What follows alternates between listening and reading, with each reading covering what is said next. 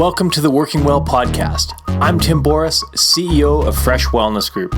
This show explores the diverse aspects of workplace health and personal performance. On the Working Well podcast, we dive into the foundations of what makes wellness work in workplaces around the world. We connect with corporate leaders, executives, and industry experts who are helping make life more awesome at work and home. Join us to learn workplace wellness best practices, personal performance tips, and access resources to jumpstart your personal and corporate programs. Shane Wenzel is the president of the Shane Homes Group of Companies and the Namesake. As an industry leader, Shane's responsibilities include strategic direction for the companies, policy advice for the building industry through Build Calgary, and political involvement through the Alberta Enterprise Group on the economy. Shane's background in sales and marketing comes from growing up with two entrepreneurial parents, Cal and Edith, and years participating in a business advisory group. On the personal side, Shane is a bit of a tech junkie and social media influencer on various platforms. He's also part of the LGBTQ community. So Shane, thank you so much for joining us today. It's amazing to have you on the show, and I'm looking forward to our chat. Tell me a bit about what the last year has been like for you. This is a question I always ask everyone at the start of the show. It's not like it's been a different year, but tell me what your experience has been like. What a great way to start.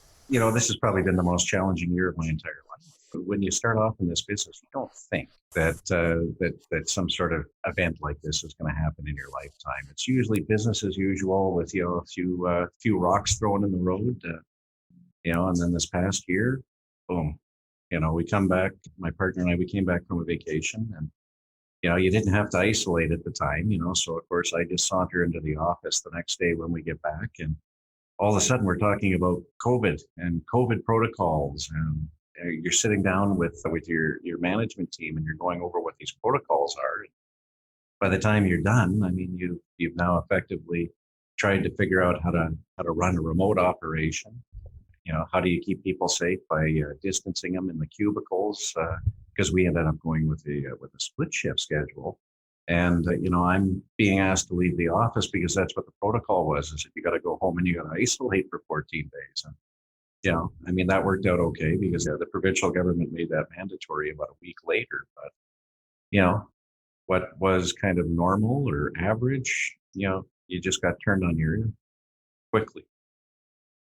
Well, and I think it speaks to the versatility and flexibility of business that businesses were able to adjust that fast to what was going on. And when you have great teams and great people, you make it work. Oh, we made it happen. We sent our IT people out looking for computers. We were probably about a month and a half away from having, the correct infrastructure for handling all of this. And that was fun, but it was also scary, like you said. You're into the great unknown now. Yeah. Well, and a lot of people say 2020 was about, I guess, coping, if you would say that, figuring things out. What does 2021 look like for you? Well, 2021 is surprising to me, largely because of last year. You keep thinking, there's got to be some sort of fallout from this, because in our industry, we were quiet during that initial lockdown. And I think a lot of that was just people being uncertain as to where things were going, and and they kind of resorted to just staying at home and kind of cocooning it away. And for the first time ever, we watched as a spring market for sales moved into the summer and all the way through. So it was a very abnormal year. So the natural thought was at the time was it's going to be one hell of a rough year because who knows what's going to happen. And leading into this year, I said the same thing: is you have to see some fallout come from this because it can't not happen. And so far, I've been happily surprised. You've got people out there buying houses, and probably for a number of reasons that are more personal to them. Well, and you make a great point. There are so many different circumstances and so many different reasons that people are downsizing, upsizing, moving laterally, and we're still figuring this out, what life looks like these days. So I think I'm interested to see where your industry particularly, but all industries go. Oh yeah, I mean for everybody, but I'm obviously very concerned here. And like I mentioned, for their own personal reasons. But is it a trend? I don't know if it's so much of a trend, but when you have months on end to actually live in your home, the thoughts that run through people's minds do I have to go back to the office, or can I work out of the house? Do I need a home office? We've even sold houses to people who are moving their entire operation into the basement of their house because there's only 3 or 4 people, and there's some cost savings there. But I think a lot of people realize that if they were in cases living in a smaller condo, that they wanted something larger, or they wanted to move into a single family home because they wanted the extra space, or they wanted a backyard. So is it a trend yet? I don't know. Ask me that same question in a year and I might have a better answer. Right now, I'm just going to say it's kind of the fad right now. Good way to put it. Yes, because while we can look in that crystal ball and see what the future is like, I don't know. Well, no one really knows what it's going to be like. We can see where it might be heading, but then again, we didn't see COVID coming a year ago, so who knows what's next on the horizon. Yeah, and that's the thing. As long as we can get past where we're at right now, get past a lockdown, get past vaccinations, and see where the normal or even the new normal lands. Excellent. Well, and yeah, people will figure things out, and life will go on, and business will keep happening. It just might look a bit different than it does now. And on the people side, construction is rarely top of mind when we think of health and wellness, and this is a personal wellness, personal performance podcast. Mm-hmm. So people might say, well, why are you having Shane on? Like, how does the construction industry, what are they doing in health and wellness that warrants having you on the show? But I really like to have a variety of people on the show, because most people do think of corporate office downtown when they think of wellness programs. Mm-hmm. Tell me a bit about what does health and wellness mean to you particularly, and also as a company or group of companies? It's actually a very large priority. We run our business based off what we call a balanced scorecard. We place our people, our process and technology, our customer, and our profitability at the top of the scale. So you can imagine in our particular case, where half our staff are in the office and the other half are out in the field, either supervisory, construction staff, or even our salespeople. So we had to spend a lot of time communicating with people, and more than what we would typically do in that particular situation, because again, it's that great unknown. People are surviving based on fear and not knowing what's going on. So, we spend a tremendous amount of time walking up and down the hallways, getting out in the field, just seeing how people are and making sure that they're aware. If you need some professional help, we have access to that. If you just need to pick up the phone and talk, hey, we all have cell phones, so please do so. But you really had to make sure that they were okay, and you had to allay some of the fears. So in the case of the show homes, we limited the amount of traffic going inside. We made sure that our staff had masks and hand sanitizer, and they really understood what the rules were. And same thing with our field construction staff. They had the masks, they had the hand sanitizer. They were spreading out our trade partners from overlapping in the houses. Again, just for everybody's safety at the time. Yeah, and it's not a complicated concept, but I find a lot of companies don't do it, is the communication side. A lot of things just get handed down and be like, this is what's going to happen. And when you can have a conversation and engage people in the process and really ask them, what is it you need? What can we do to help? That goes so far. People are people, whether it's construction or downtown office or remote field site. Well, it's so crucial, and I think that's a part of any business's success, but definitely during those times, you had to pick it up. So that was a part of everybody's job on the management team was communicate, over communicate, do whatever you can to make sure that everybody's okay, right down to our customers. I left them out there. You had to talk to your customers and just reassure them things are going to be okay. No, business is not going to stop. We're going to continue on, and your house is going to get built, and we're not going anywhere. Because that was a definite fear that even they had. For sure, yeah. When people don't know that uncertainty is everywhere, they are scared. A house is one of the biggest investments you'll ever make in your life, and if people are scared that that's not going to happen, stress levels go up even higher. Sure. Yeah, so trust me, there were lots of conversations going on to help allay any of those fears.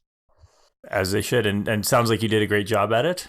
Well, we did okay at it. I mean, now that we've gone through it once, I mean, there's certainly some things that we would change and we would improve upon. But again, when you're in the great unknown, you're just kind of throwing things out there as much as you possibly can, and hopefully you're finding the right solutions. Yeah, I don't know anyone that got it right the first. If you look back to March or April last year, we were all just figuring things out as we went. But if you do it with that genuine interest in making things better for your team and your customers, I don't think you can go wrong. Oh, yeah. Well, we might do something different, but yeah, that's great. Now, especially when we talk about the construction industry, and in my business, we've worked with a lot of field sites, particularly oil and gas and oil sands camps, and safety is top of mind. And we think of that when we think construction, whether it's homes or gas plants. The idea is safety's top of mind, but where does personal health and well-being and the more soft side of the safety, if we look at HSE, where does the personal health side come after the safety? Like how is that changing in the industry? I think it's changed a lot for the better. I've been at this for 31 years now, and I've seen a tremendous amount of change in safety over the years. Because the vision that I think a lot of people had of the construction industry was likely very true. That grizzled old construction guy was working on your house, and that was certainly the way it was when I came in. And, I think about 15, 16 years ago now, we finally got the safety codes that implemented within the industry that we needed.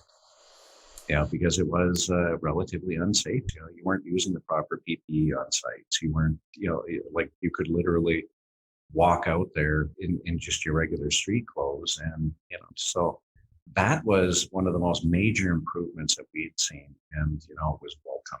It was really welcome. So, that with, some appreciation through COVID of, spacing people out a little bit more and having the additional PPE was just one of the best things that could possibly happen, even right down to the customers.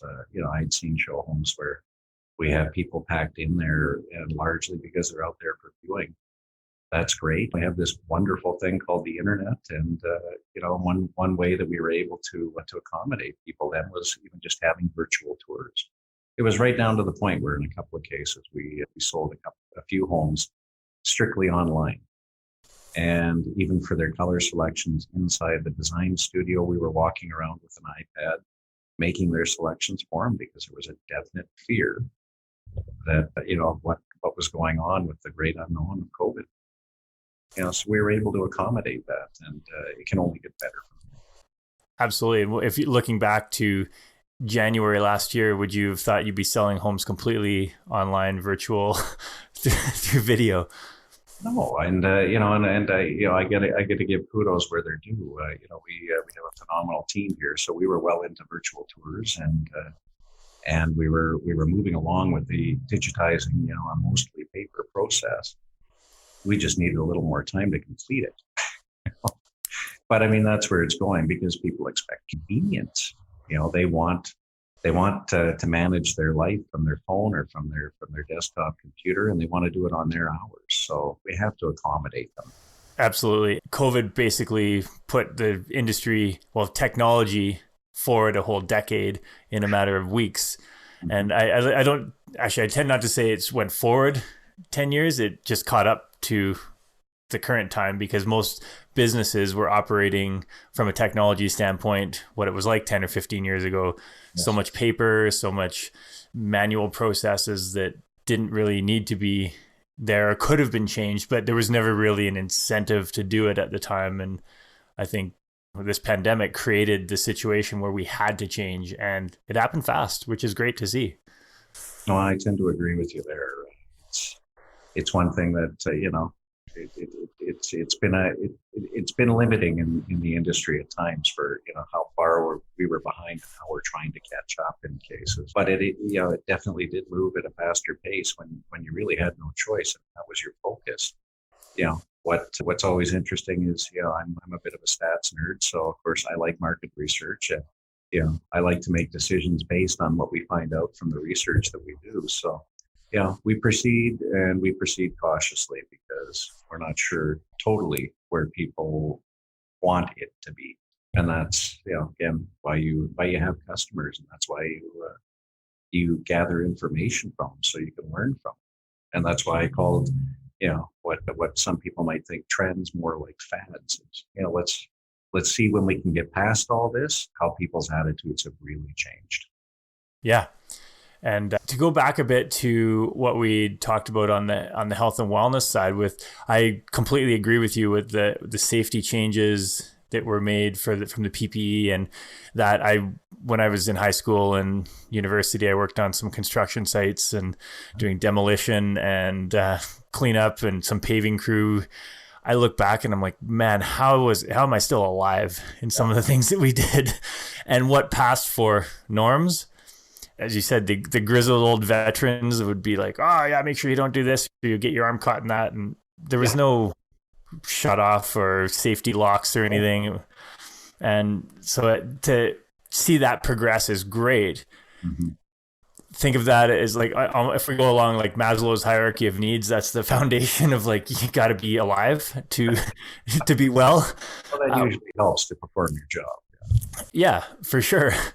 And with the last year, mental health has been a huge aspect of the change. So how has that been rolled out at Shane Homes, or how have you seen it happen? I guess you would say the mental health side. Well, again, there's always concerns, and what we've, again, you really have to be open to that communication. And I mean, it didn't stop just because we got past the lockdown, or rather the first lockdown, by summer last year. It's continued on the whole way through because there's still fears out there. So again, you have to remind staff that they do have access to certain resources. And if they need to talk, I mean, your door always has to be open.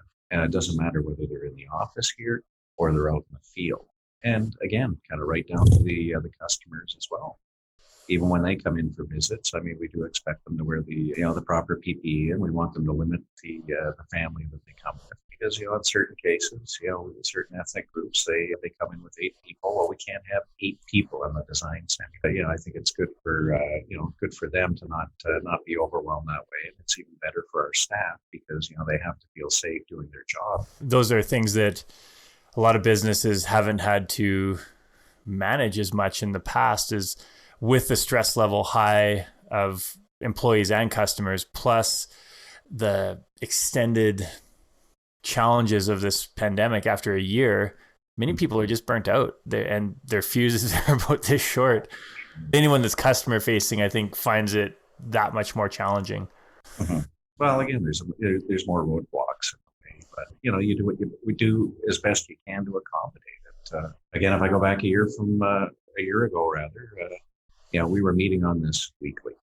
At least an hour or two every week for the first while, and now we still get together even monthly to discuss: are we doing things right? Should we consider changing things this way?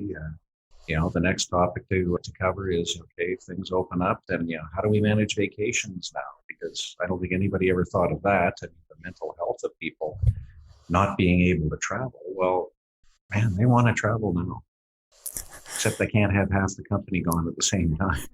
We still have a business to run, so it's going to be a balancing act for sure. And we want everybody to get out there and enjoy life again, because you're right. I mean, fuses are definitely short, and people are mentally exhausted. Yeah, company trip to Mexico, something like that, right? I'll tell you what, that idea has been floated. Maybe not Mexico, but just sitting there saying, do you shut down the company, or do you try and convince our entire industry to shut down for a week or two during the summer?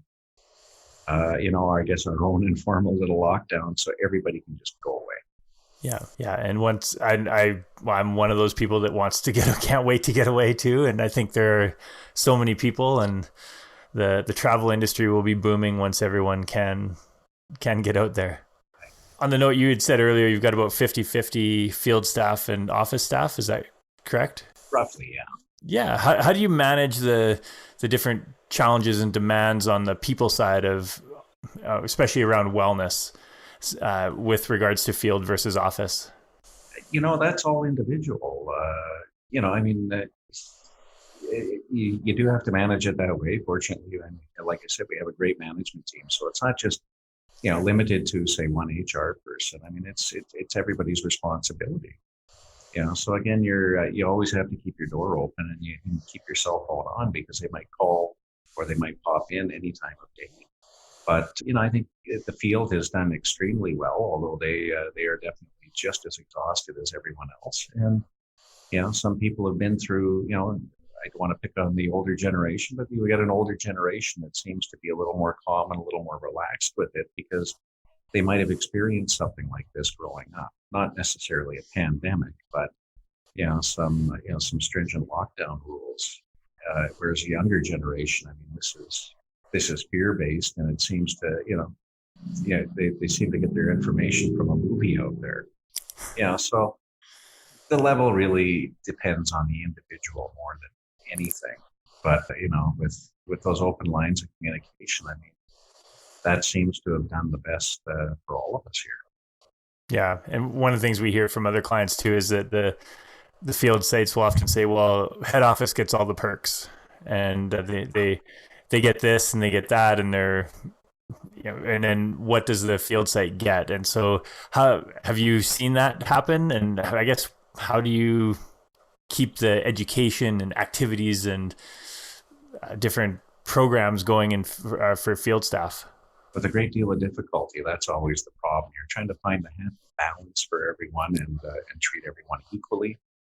So it's top of mind, and that's again why we still talk about this monthly. Is I just go around the table with our management team and say, how are we doing here? How are we doing here? When you get to the field, how are they doing? How are the service people doing?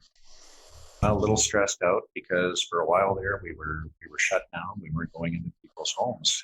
Simply based on fear and cases rising. So it's finding that happy balance. So you go back to where we were even a couple of months ago. We were doing split shifts with our staff in the office. So we'd have half of them come in from 7 a.m. till 12 noon, and they'd work a few hours when they got home, and then the next shift came in at 12 to 5.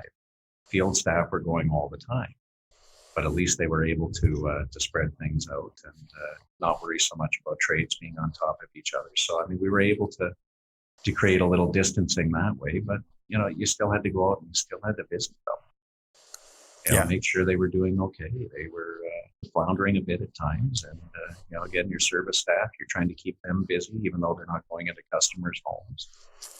And then now they're playing catch up on it. So now you're trying to balance out the workload on top of that. So there's a lot of moving parts, and that's why we have to get together regularly and discuss. And in the construction industry, you work a lot with sub-trades, subcontractors. Have you been able to balance culture within your employees versus the subcontractors? That's actually been relatively easy. We've got a strong base of trade partners, and we've been working with a lot of them for a number of years.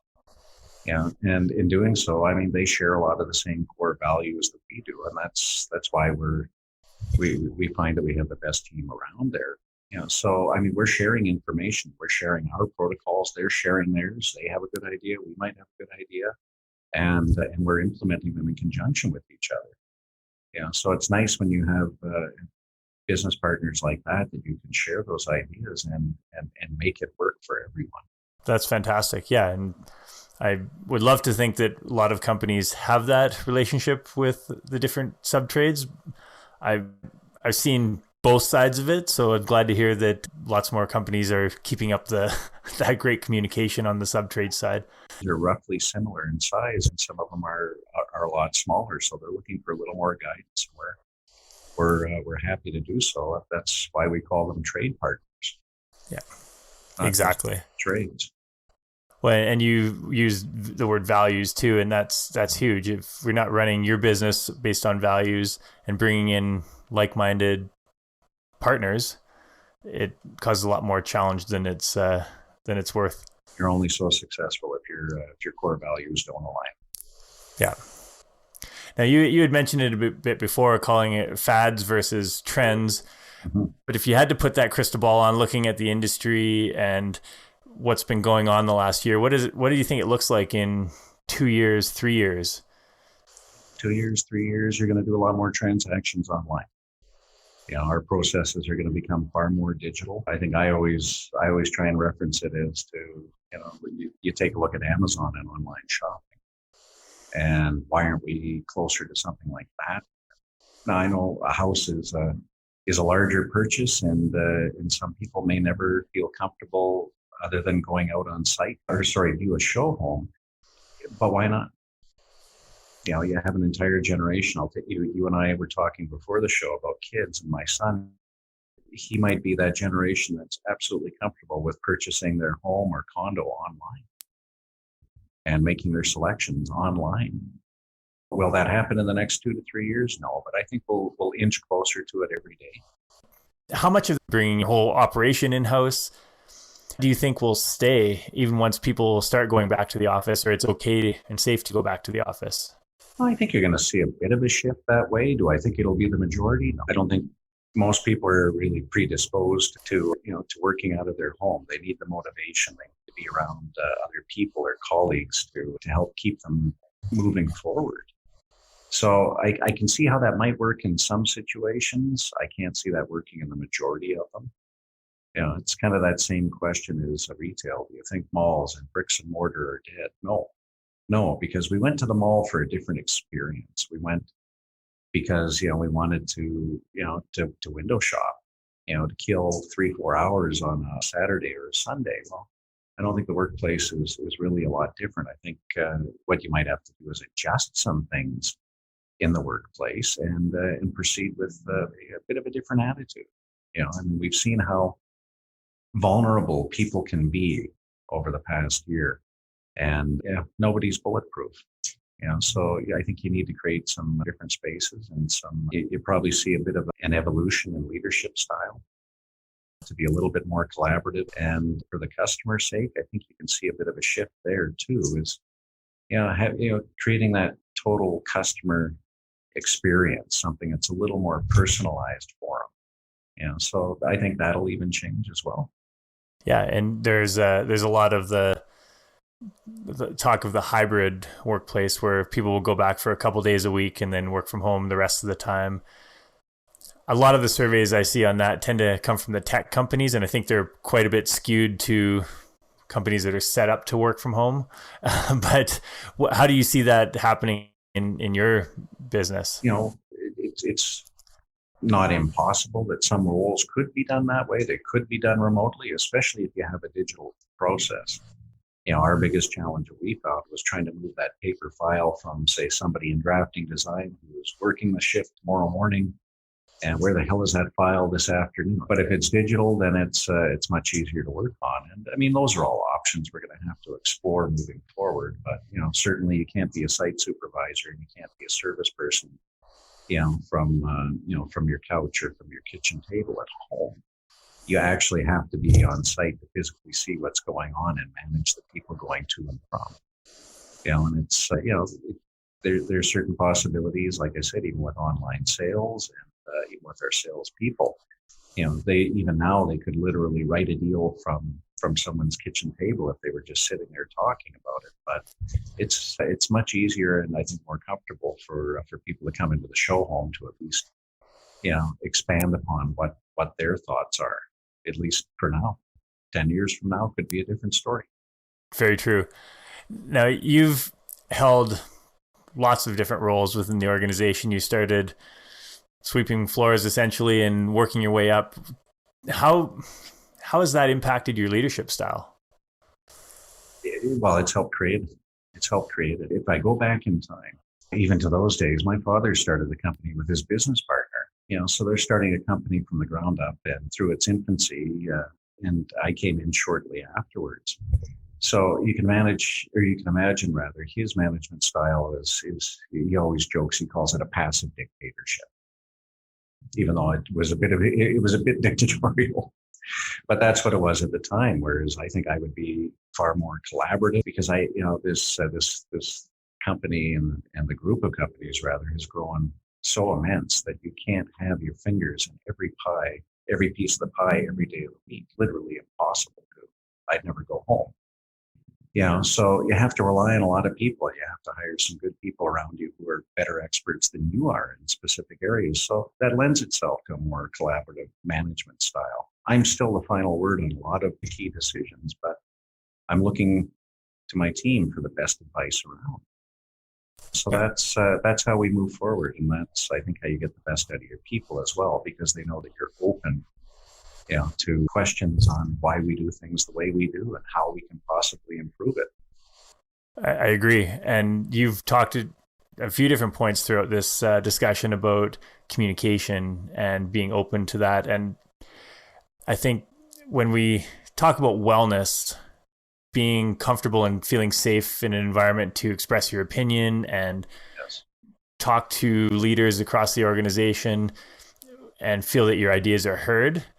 Most people don't think of that as a wellness thing, but it's a huge part of it, especially from the mental health side.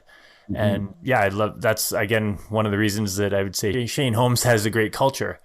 Mm-hmm. And I love that. Love to hear that from leaders, because we need more leaders like that. I agree. And trust me, I know a lot of my counterparts, and some are cut from the same cloth or a similar cloth, and some certainly aren't. Well, and you even said that with your father too, is that more dictatorial style. And I think some of that might be personal, but also some of it's a generational thing too. And there were a lot more accepted at that time. This is the way it is. You come to work, you do this, and you put in your time and you go home. Mm-hmm. Where I think these days there's a lot more collaborative, a lot more discussion, and especially in the information, call it knowledge worker field. Well, I mean, they want to feel like they're a part of something. So opening yourself up and being vulnerable that way, can actually create a much better, longer lasting relationship. And they appreciate it because they do feel like they're a part of something. And so what would you say is the biggest people challenge in your business then? There's always people challenges. It's never a boring day. No, I mean, you're trying to find a happy balance between 4 different generations working in the workforce for the first time ever. That wasn't happening when I joined the company, because you might get your foot in the door in your early 20s and you were retiring in your early 60s or at 65. Now with people's life expectancies, you don't rush them out the door if they don't want to, and they still want to work. So we've had some situations where I think our longest running employee just retired last year at 72, and fantastic. He still wants part-time work. Great, but he's got a wealth of knowledge, and he's one of those rare ones who had absolutely no problem mentoring the people below him to make them better.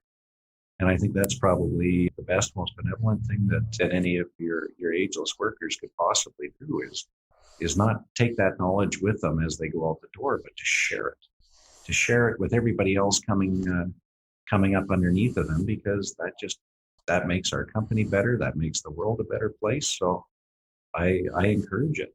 But having 4 generations, that can be a challenge, because what's important to that 21-year-old is not as important to that 65-year-old.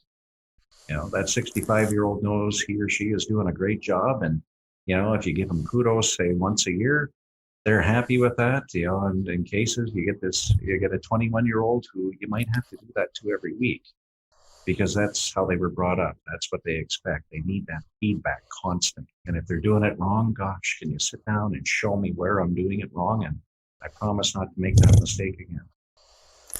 So it's a balancing act, but it's fun. When it goes back again to the communication, and I love the mentoring aspect of that and the sharing of knowledge between those generations and passing it down, whether it's even just life knowledge, but also specific work knowledge. The more the generations can work together and have those experiences, creates a much better culture in the organization. And from a business standpoint, the knowledge gets documented and passed down. Sure it does. And and that's the joy of it all. Is that you get a better company, a better product, and a much more satisfied customer. And your staff, they enjoy coming to work every day. Yeah, very true. Now, You've built this group of companies now. You've started, I guess, 2017 started a land development division. Yes. And so what's next? What is Shane Group of Companies doing in the future? Well, that's always a good question, and it's hard to tell at times where it's going to be, but the next vertical might not even be in this city. It might not be in the home building industry. There's lots of different ways you can go. And if you would have asked me 31 years ago, could you imagine that this is what it was going to be like, where you're adding in multifamily and land development into the group? I would have said no. Who knew? We just built single family houses, and that's the way it was. But I can see it expanding, and I mean, you want to create, like I said earlier, you want to create a company that's timeless and creates that great customer experience. That individual customer experience. I think that's where you're going to see a lot of it change. And if it's digital, if it's portable, then it can be transplanted to any city around. Very true. Yeah, and I forget what the stat was, or the study I saw. It was something like 50% of jobs in 20 years don't even exist right now. And so we don't know what that's going to look like in the longer term.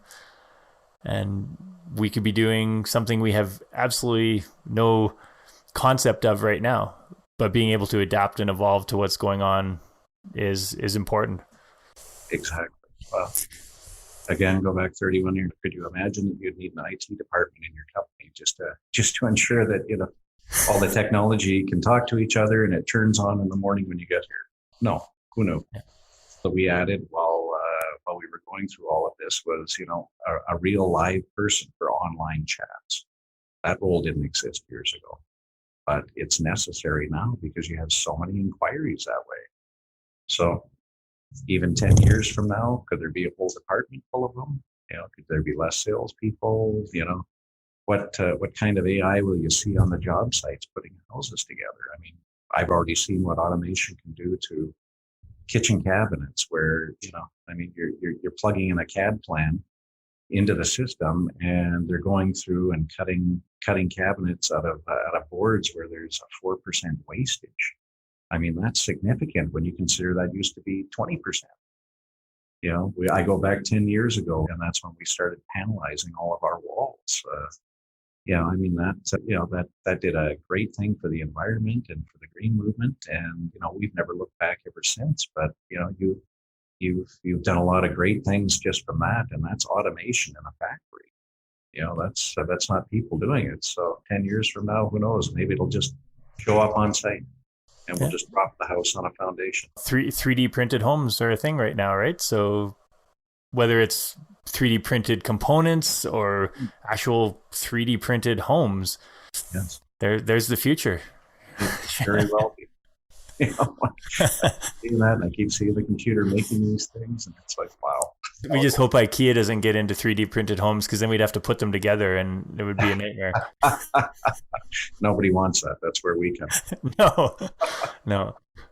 So before we wrap up, what's your top advice for corporate executives and aspiring leaders out there?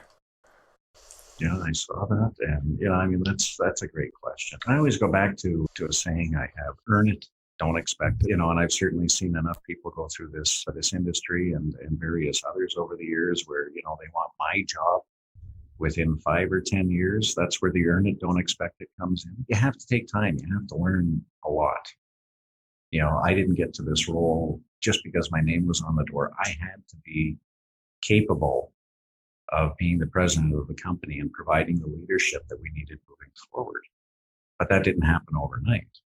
It took me a lot of years, virtually 20 years to get to this lofty position. And even now, it can still seem daunting. You have a lot of people relying on your opinion and your knowledge for how they proceed. That in itself is a challenge, and you have to be confident and know what the hell you're talking about before you do that. So my advice is: earn it, don't expect it. Take that time and learn what you have before you get the top job. Great advice. And you don't get to that point. You have to learn along the way, and what all the experiences that we have turn us into who we are at the end. You can't just take that shortcut. Absolutely. Well said. Well said.